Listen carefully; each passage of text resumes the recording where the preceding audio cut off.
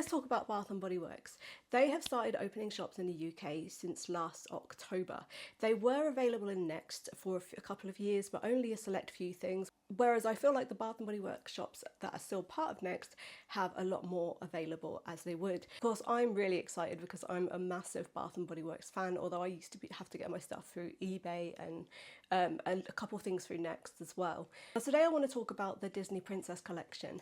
Bath & Body Works have collaborated with Disney before, but none of it was available back in the UK back then. I'm really excited to say that I've got the entire Disney Princess collection, and that's what we're going to be talking about today. I'm going to go through the notes of you, tell you what I feel like they smell like, and give you my general review on the products. Now, as I'm looking today, a few of these products are out of stock. I'm not sure if they're going to be restocked, but there are some items that are still available as well.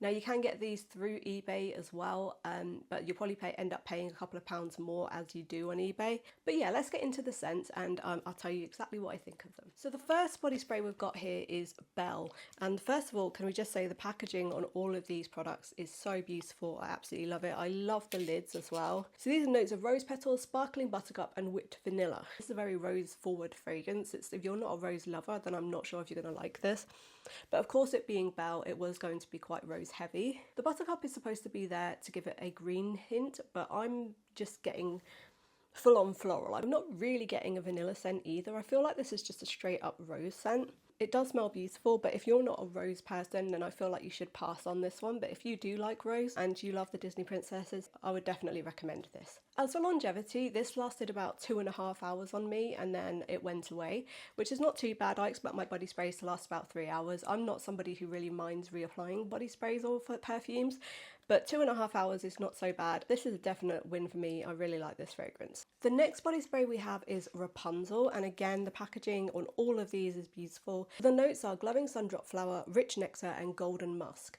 Now, the sundrop flower note is just made up. It's a flower from Tangled.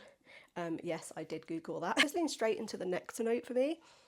It's very syrupy, warm, but I don't find it too overpowering.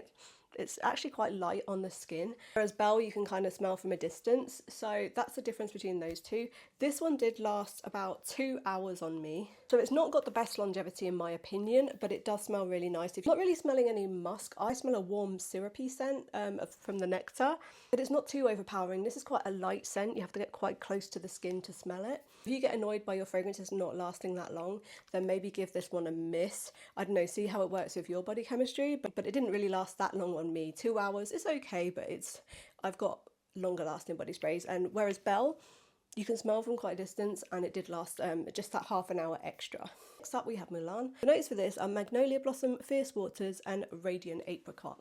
Now this scent is a much stronger scent than both Belle and Rapunzel. Quite an aqua forward body mist, I would say, and I guess that's to do with like the Fierce Water note. And the Magnolia Blossom gives it that nice citrusy scent as well, so it makes it a really nice fruity floral scent with an aqua note. These are all really good for spring if you like to categorise your fragrances by seasons. The aqua note is not masculine if you want to put gender into fragrances, not that I like to do that, but it's don't be put off by the aqua note. It's definitely more of a kind of fresh water scent. Really what I get with that is the water note and the apricot with a citrusy hint from the Magnolia Blossom. This one is a lot longer lasting than the others. It lasted 3 hours on me and there was still a hint of scent left on the skin. Next up we have Tiana, and this is going to be Delicate Water Lily, Gilded Amber and Shimmering Bayou Woods, or Bayou Woods.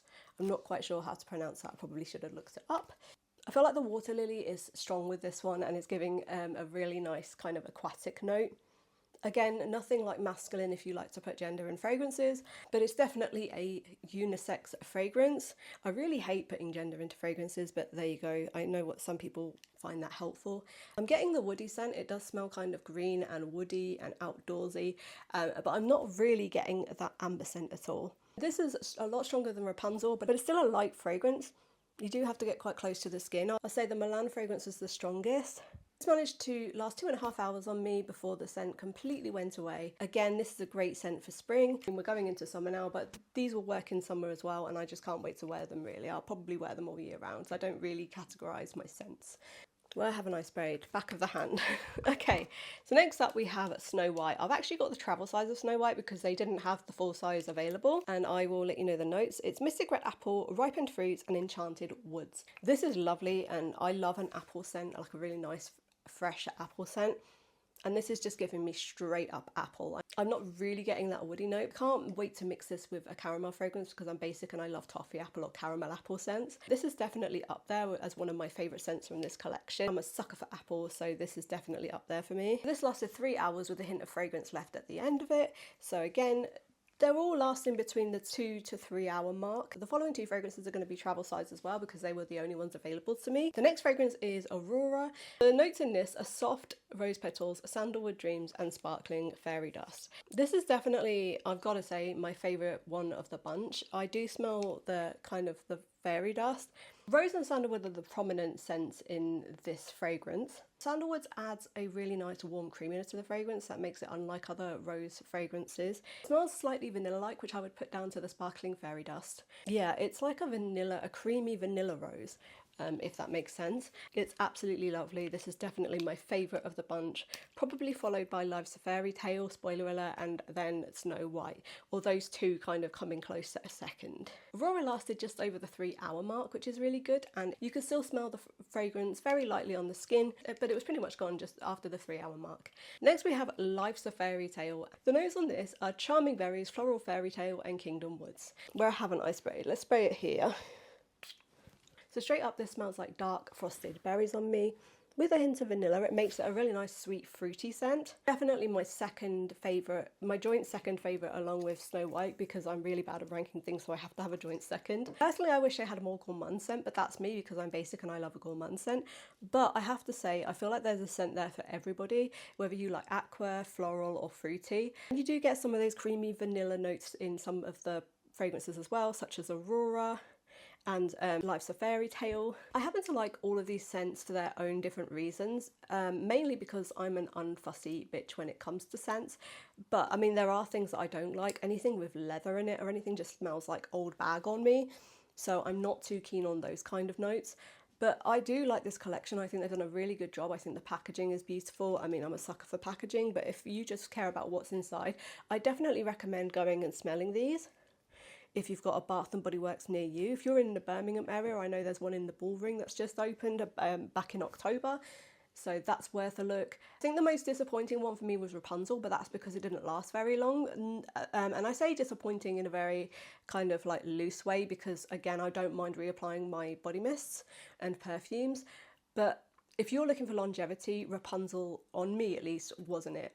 So that's my take on the Disney Princess fragrances. This is only my second fragrance video and I hope I'm doing slightly okay. That would be good. Anyway, leave me a comment down below. If you tried these fragrances, what's your favourite one? What did you wish they came out with, or did they cover all bases for you? Okay guys, I'll see you in my next one.